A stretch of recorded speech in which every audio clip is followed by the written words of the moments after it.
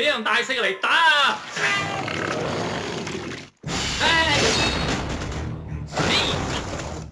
！OK， 或者你唔係好清楚咩叫做同你一樣大細，或者你唔應該再同呢一隻冇腦嘅生物講道理啊！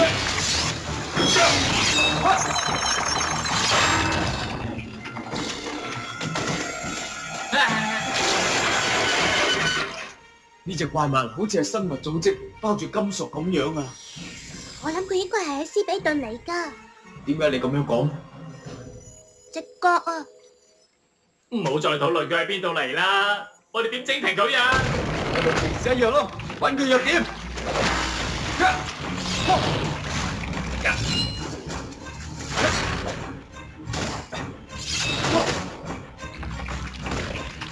你仲揾緊方法？我哋而家需要制定一個計劃啊！不如用我呢個計劃嚟走啊！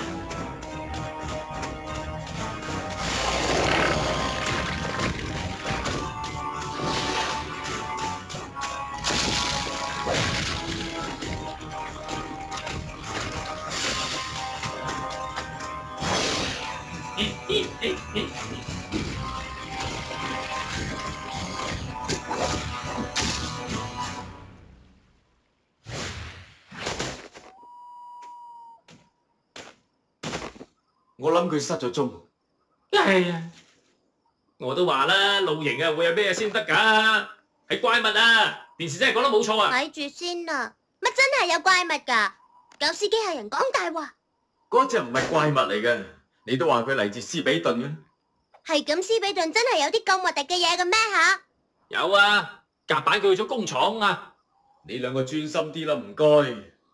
講翻件事先，佢由冇知覺嘅金屬造成，外面包圍住生物組織，仲會發出斯比頓嘅能量信號。啊！係太空藤壺，係藤壺，真係好中意黐喺船底嗰啲嘢啊！太空藤壺黐住太空船，就會吸收佢嘅能量，就好似電腦病毒一樣。佢喺撞落地球之前就吸收咗殘餘嘅斯比頓能量啦。咁就解釋到啲信號點嚟。不如啊，我哋燒佢啦，就好似平時燒船身嗰啲咁啊。但係呢一隻睇起上嚟好犀利，我諗佢唔單止係喺機身嗰度吸收咗能量，而係控制住機器。地球度一定有啲嘢令佢突變嘅，或者係因為新鮮空氣，仲有光猛大城市。最後佢哋會控制底特律所有嘅機器。唔通你唔記得佢哋繁殖速度有幾快嘅咩？咁即係我哋要翻轉頭揾嗰件嘢啊！哦，太好啦！我哋啱啱走甩咗，又要走翻去。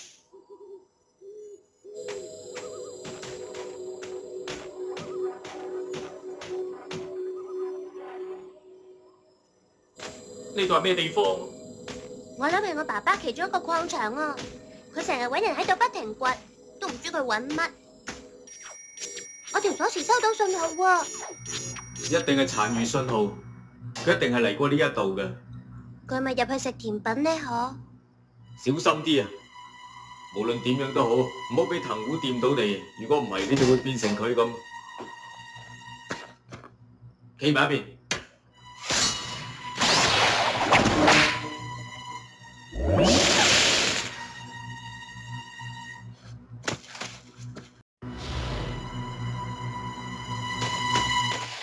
你同我聽住啊！你隻藤壺怪，快啲行出嚟，手擺喺頭上面。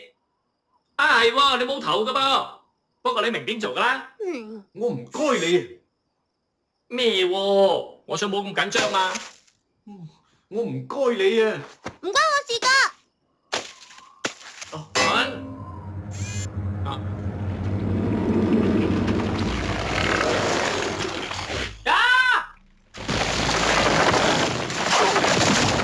掩護啦！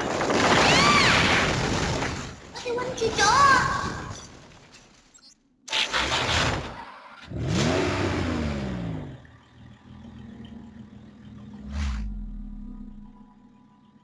要揾另一條路出去啊！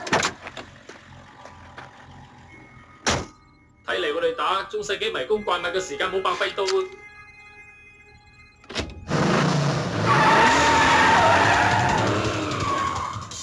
太陽係由東方升起，所以迷宮咧唔會喺旁邊開始。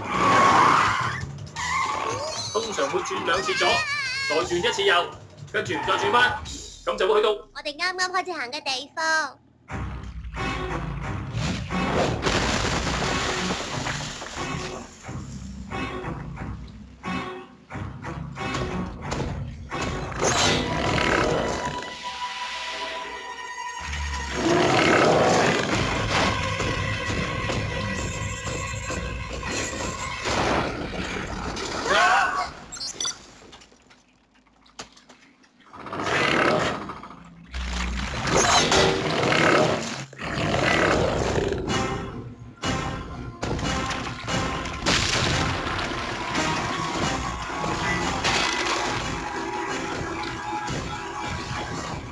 等我用高溫燒咗呢啲藤壺先啊！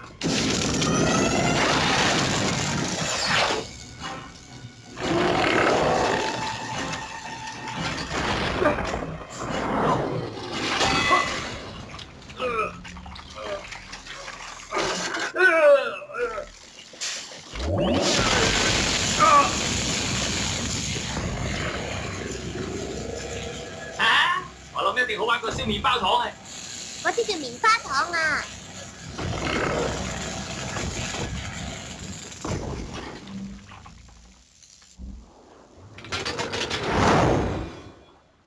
呢一味炸藤壺就嚟可以上碟啦！哦，我哋不如整燉坦藤壺咯。你睇下帶咗咩嚟？咪藤壺啦！不過好彩，我哋仲可以依靠自然科技，係咪啊，錢孟秀？走！走啊！孟秀，走啊！唔使擔心嘅，莎莉。如果只有一個人可以控制啲藤壺嘅，就會係錢孟秀。我講錯啊！